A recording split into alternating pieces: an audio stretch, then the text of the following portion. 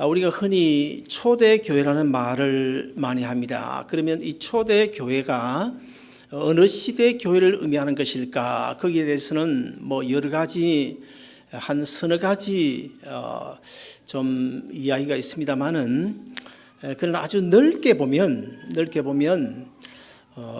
주후 30년, 그러니까 예수님께서 부활하신 이후부터 로마가 기독교를 국교로 정한 주후 313년, 그러니까 4세기 초까지에 흩어져 있던 교회를 가리켜서 초대교회라 그렇게 말합니다.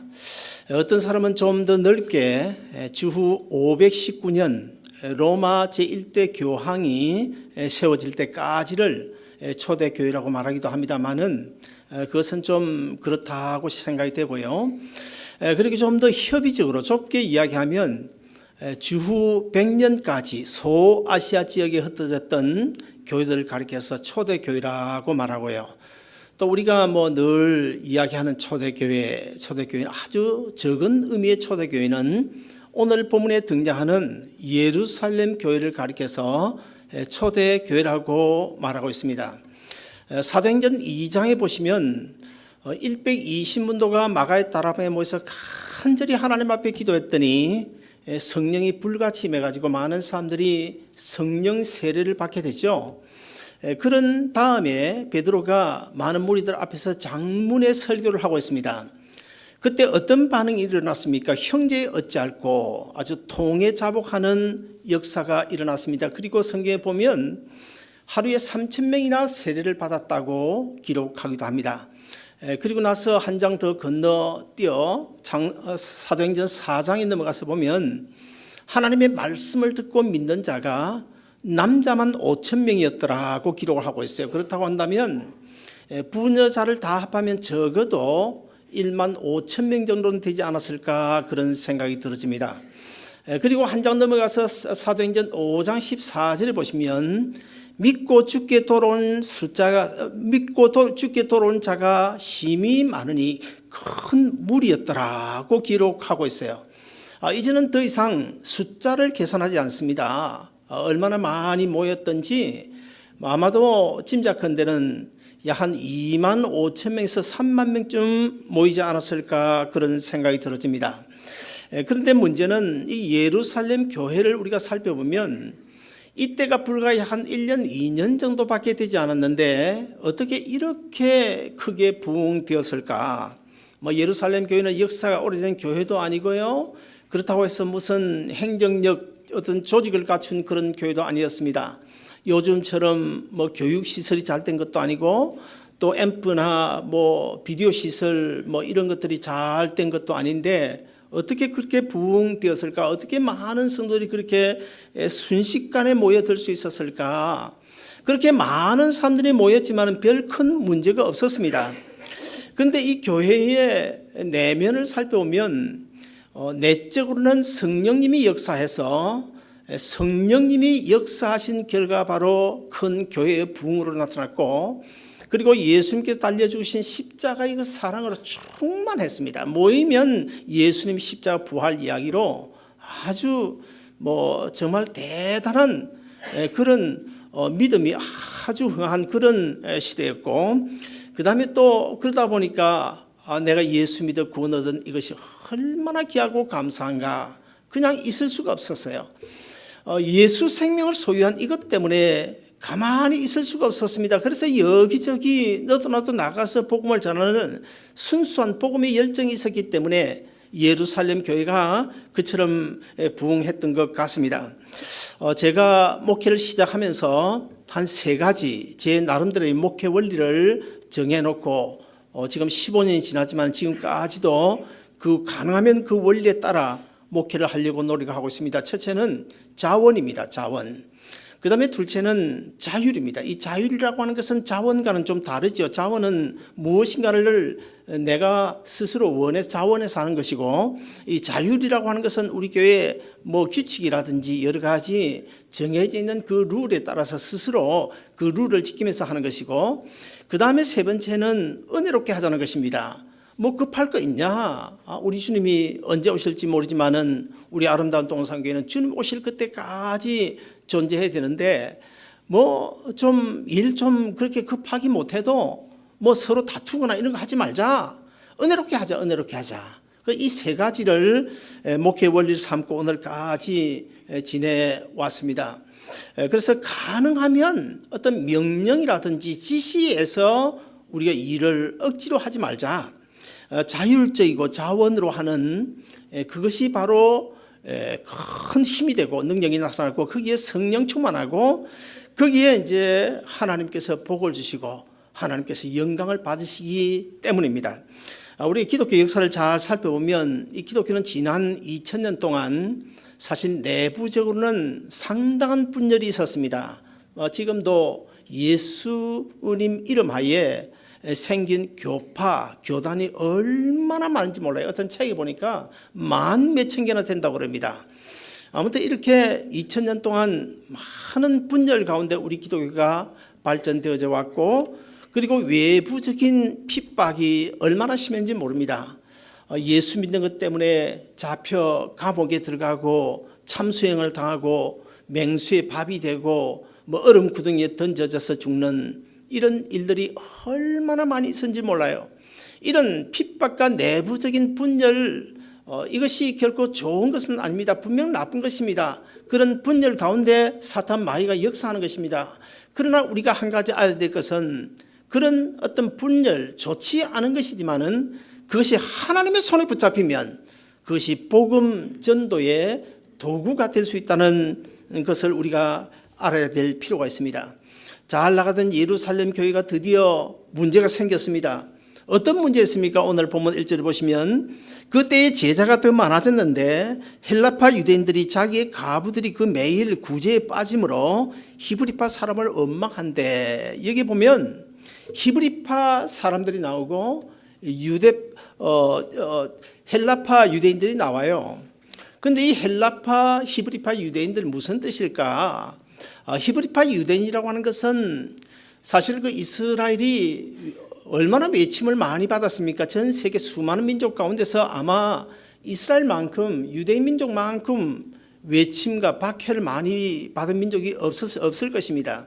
그래서 뭐 허구한 날 외침으로 인해서 도망 다녔습니다. 토굴 속으로 아니면 다른 지역으로 그런 이제 핍박 가운데서도 결코 도망가지 아니하고 예루살렘을 중심으로 그 고향 고국 땅을 지키고 있던 그 교인들을 가리켜서 히브리 유대인 그렇게 말하고 그 다음에 이제 헬라파 유대인이라고 하는 것은 옛날 그 헬라 그 문화가 전 세계에 확장되지 않습니까? 특별히 뭐 중동에는 헬라 문화가 널리 그렇게 확장되어 있었죠. 그리고 다음에 이제 로마가 이어받았는데 아무튼 간에 이제 그 핍박을 피해서 이제 외국이라든지 타지로 피난을 갔던 사람들 그들이 이제 나중에 다시 예루살렘 고국으로 돌아와서 소위 말하면 역이민자들이겠죠.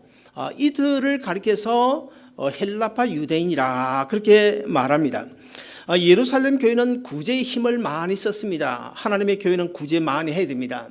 그래서 우리가 이제 목회를 하든 교회를 하든 아무튼 간에 하나님의 교회는 우리 주님께서 이 땅에 계시던 그 3년 공생애 동안에 어떻게 하셨는지 그것을 보고 그대로 따라하면 틀림없이 교회의 본질을 지키면서 하나님의 교회가 교회답게 나아갈 수가 있는 것입니다.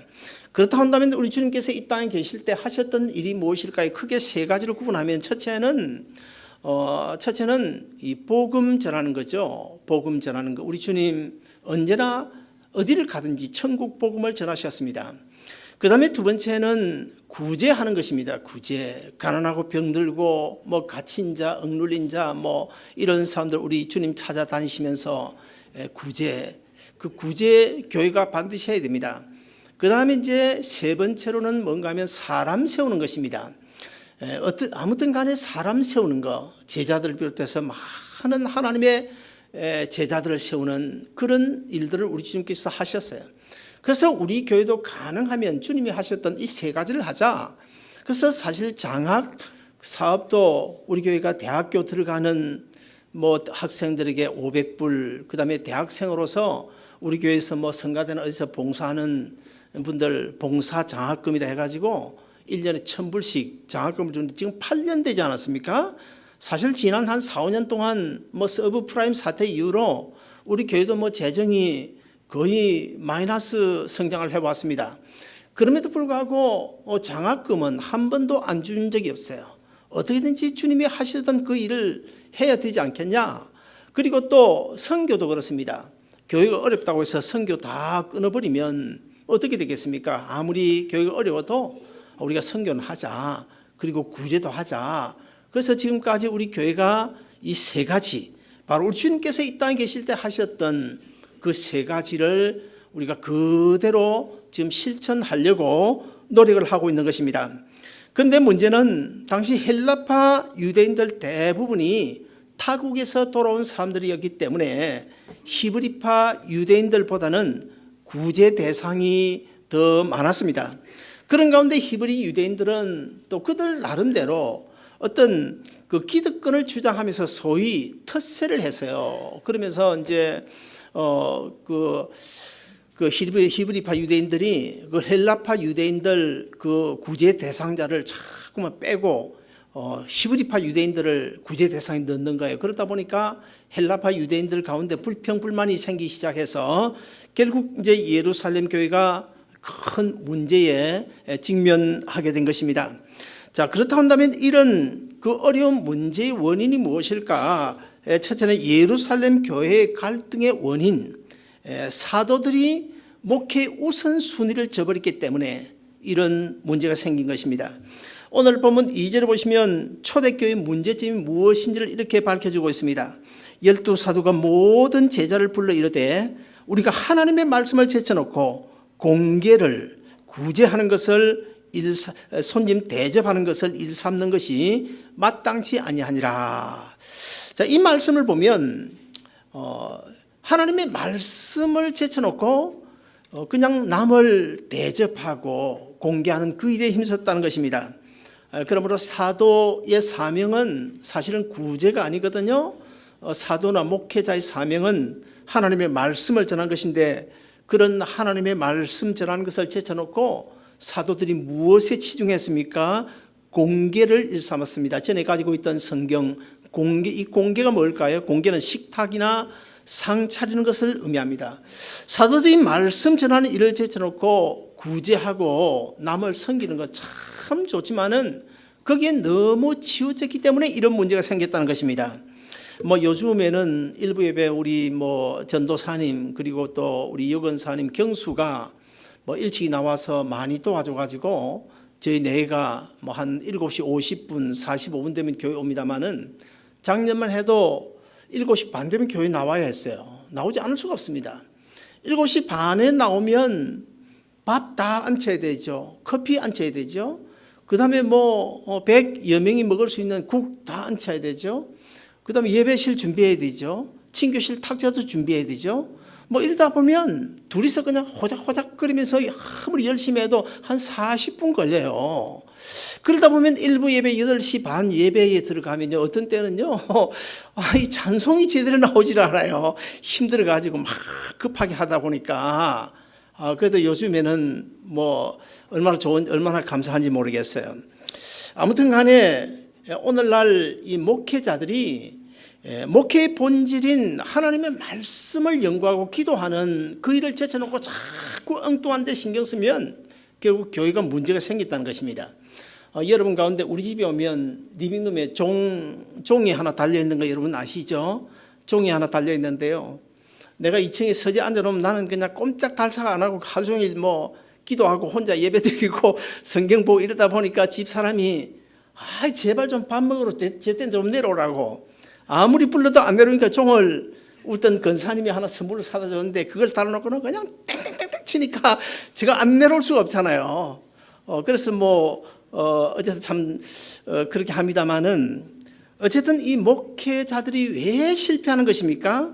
목회의 본질이 아닌 것에 힘을 쏟기 때문입니다. 저도 한 수년 전에 노예일, 총회일 뭐 나름대로 안 할 수도 없이 열심히 하느라고 뭐 그거 하다 보니까 자연히요. 자연히 기도하는 시간도 줄어들고 성경 연구하는 시간도 줄어들고 이 말씀 준비에 지장을 받을 수가 없습니다. 받을 수밖에 없습니다. 목사에게서 가장 중요한 사역은 하나님의 말씀을 전하는 것입니다. 왜 그렇습니까? 말씀이라고 하는 것은 영혼의 양식이 이전의 생명 그 자체입니다.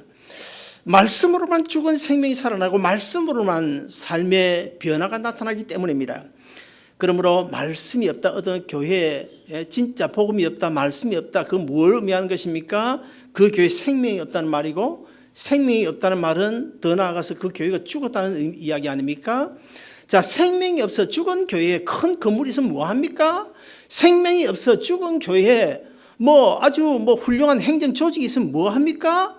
거기에 봉사가 있으면 뭐해요? 첫째는 말씀을 통한 예수 그리스도의 생명을 온 성도의 심령 속에 다 소유하고 그 내 안에 계신 예수님의 말씀에 따라서 내가 제자된 삶을 살아갈 때 그 교회는 물론이요, 그 가정도 우리의 심령이 부강해지고 하나님 나라가 확장될 수가 있는 것입니다.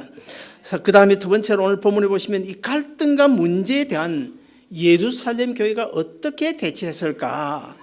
한 12여 년도 더 된 것 같아요. 그건 20년 된 것 같은데, LA에 제가 살 때 LA에 그 어떤 교회가 있었는데 이 교회 안에 두 분파가 생겼습니다. 어떤 분파가 생기냐 하면 서울파가 있고 남미파가 있었어요. 남미에 갔다가 미국으로 오신 분들. 그리고 이 두 파가 막 세력 다툼을 하고 주도권 다툼을 하는데 그 중간에 경상도 전라도 그건 그냥 중간에 있고, 아무튼 두 파가 그렇게 심하게 싸우다가 결국에는 이제 결별을 하게 됐어요. 남미파가 나가서 교회를 다시 개척했습니다. 그런데 한 1년쯤 지났을까요? 그 남미파가 또 문제가 생겼는데 브라질파, 아르헨틴파로 그렇게 또 분열이 되어가지고 결국에 그 교회가 다 흩어지고 마는 그런 것을 제가 본 적이 있습니다. 얼마나 한심한 노릇입니까? 십자에서 자기 생명을 흘려 우리 한 사람 한 사람 너는 내 것이라고 지명하여 하나님의 자녀 삼으시고 우리에게 영원한 세계 하늘나라를 소유케 해주셨는데, 사실 여러분 그렇지 않습니까? 서울파가 뭐고 남미파가 뭡니까? 브라질파, 아르헨틴파가 뭡니까? 히브리파, 헬라파가 무슨 뜻입니까? 우리 교회는 그래도 지난 15년 동안 한 번도 그런 모습이 보이지 않아서 얼마나 감사한지 모르겠어요. 사랑하는 여러분, 유명한 우찌무라 간조 여러분 들어보셨죠? 우찌무라 간조가 뭐라고 그랬습니까? 예수를 생각하고 정말 아주 귀한 책을 썼는데, 우리도 우찌무라 간조처럼 예수를 생각하고 십자에 달려 죽으심으로 나에게 영원한 생명을 주신 그 주님을 생각하고 아무 일든지 허영이나 다툼으로 하지 말고 오직 겸손한 마음으로 다른 사람을 나보다 낮게 여기는 가운데 한마음 되어져서 우리 주님의 마음을 시원케 되는 우리 아름다운 동산교회 여러분 모두 되시기를 주의 이름으로 축원드립니다. 그러면 예루살렘 교회는 이런 갈등 문제를 어떻게 해결했을까요? 오늘 본문에 보시면 사도들은 참 지혜롭게 대처를 했습니다. 첫째, 사도들은 문제의 원인을 자신들에게서 찾고 있습니다. 오늘날 이제 한국 교회 안에 보면요, 문제가 생기잖아요. 그러면 자기 탓은 없습니다. 장로든 목사든 집사든 다 그냥 상대방 탓이에요. 다 상대방 탓입니다. 자기는 잘했고 다른 상대방이 틀렸다는 것입니다. 그래서 옛말에도 잘된 것은 조상 내 탓이고 잘못된 것은 조상 탓이다. 그 참 옛말이 그런 말이 하나도 없는 것 같아요. 그러나 오늘 본문을 보시면 이 사도들은 결코 그 문제의 원인을 다른 사람들에게 돌리지 않습니다. 자신들에게 돌리고 있어요. 우리 탓이요. 우리가 말씀에 전무해야 되는데 말씀을 제쳐놓고 너무 공개하는, 남을 대접하는 그 일에 지우쳤기 때문에 우리 교회가 이런 문제가 생긴 것 같아서, 이러면서 겸손히 자기 자신을 돌아보는 이 사도들의 모습을 볼 때 얼마나 훌륭합니까? 성숙한 신앙인은 문제가 생기면 혹시 내가 잘못한 것은 없을까 하고 한번 좀 생각해 봐야 됩니다. 그러나 자신의 부족은 보지 못하고 상대방의 잘못만 눈에 보인다면 결코 그 사람을 가리켜서 성숙한 그리스도인이라고 말할 수는 없을 것입니다. 그 다음에 두 번째, 성령과 지혜가 충만하고 칭찬 듣는 사람들을 집사들로 세웠습니다. 예루살렘 교회의 문제는 아무래도 사람들이 갑자기 많이 모여들게 되고, 그 다음에 구제 대상이 늘어나기 때문에 따라서 이런 큰 문제가 생겼고, 그 다음에 일손이 부족했겠죠. 그래서 사도들이 이제는 본연의 자세로 돌아가야 한다. 우리는 복음 전하고 기도하고 신방하는 그 일만 하고, 그 다음에 교회 재정이라든지 행정이라든지 이런 것은 집사들을 세워서 맡기자. 그래서 오늘 본문에 보면 7 집사를 선택을 하고 있는데 어떤 사람을 선출했습니까? 본문 3절에 보시면 형제들 너희 가운데서 성령과 지혜가 충만하여 칭찬 듣는 사람 7을 택하라. 우리가 이 일을 저에게 맡기고 그랬어요. 자, 오늘 본문 3절에 보시면 안수 집사 권사의 자격 요건이 나오는데요. 첫째는 지혜로운 사람, 지혜가 있어야 된다는 것입니다. 그 다음에 두 번째는 성령 충만해야 되고, 자, 이 두 가지로 끝나지 아니하고, 그 다음에 세 번째는 주위 사람들로부터 칭찬을 받는, 자, 성도들로부터 칭찬을 받아야 된다. 이것은 다른 말로 하면 무슨 뜻일까요? 덕을 세우는 자, 그런 뜻 아니겠습니까? 그러므로 하나님의 교회는요, 아무리 지혜가 있고 아무리 성령의 큰 은사를 받았다고 하더라도 나 혼자 잘난 체 하면 안 된다는 것입니다. 그래서 성경 고린도전서 10장 23절을 보시면 이렇게 말씀하고 있어요. 모든 것이 가나 다 유익한 것이 아니요 모든 것이 가나 다 덕을 끼치 세우는 것은 아니라 그랬어요. 그러므로 고린도전서 12장에서도 보면 여러 가지 은사들을 말씀하면서 마지막에 결론은 뭐라고 했습니까? 이런 모든 은사 참 중요한 것이지만은 결국에는 덕이 중요하다. 덕을 세우는 자가 그 어떤 은사를 받은 자보다 더 중요하다. 그렇게 말씀하고 있어요. 그러므로 우리 성도들 모임 속에서 가장 귀한 것은 덕이라는 사실을 우리가 알아야 됩니다. 덕을 세우지 못하는 사람요, 아무리 지식이 있어도요, 아무리 큰 은사를 받았다고 해도요, 그건 사실 집사나 권사의 자격을 갖추었다 볼 수 없습니다. 그래서 우리는 그 삶에 어떤 문제든 간에 예수 그리스도 주님의 몸된 교회의 삶의 우선순위를 두고 온 성도들의 칭찬을 받을 수 있는, 덕을 세울 수 있는 그런 직분자들이 다 되어야 될 것입니다. 우리 교회는 지금 이제 오는 10월 12일인가요? 10월 둘째 주일이 15주년을 맞이하게 됩니다. 그래서 이번에 아무래도 안수집사 권사님들을 좀 세워야 되겠다 그렇게 생각하고, 특별히 성경적으로 보면 서리 집사의 의미가 별로 없기 때문에 이번에는 가능하면 안수집사 권사님들 좀 많이 세우고, 그리고 장로님들은 교회를 치리하는 분들이기 때문에 아주 신중하게 세우는 게 좋겠다 그렇게 당에서 결의하고, 오늘 공동회의를 열어서 권사 안수 집사를 선출하게 됩니다. 아무쪼록 오늘 이 시간에 귀한 분들이 선택되어져서 이 마지막 시대에 하나님께서 우리 아름다운 동산교회를 향하여 주시는 요구하시는 기대가 있는데, 그 주님께서 우리 교회에 걸고 계시는 그 기대에 넉넉히 부응해서 주님을 기쁘게 하고 하나님 나라 확장에 귀하게 쓰임받는 우리 아름다운 동산교회가 되어지기를 주님의 이름으로 축원드리겠습니다.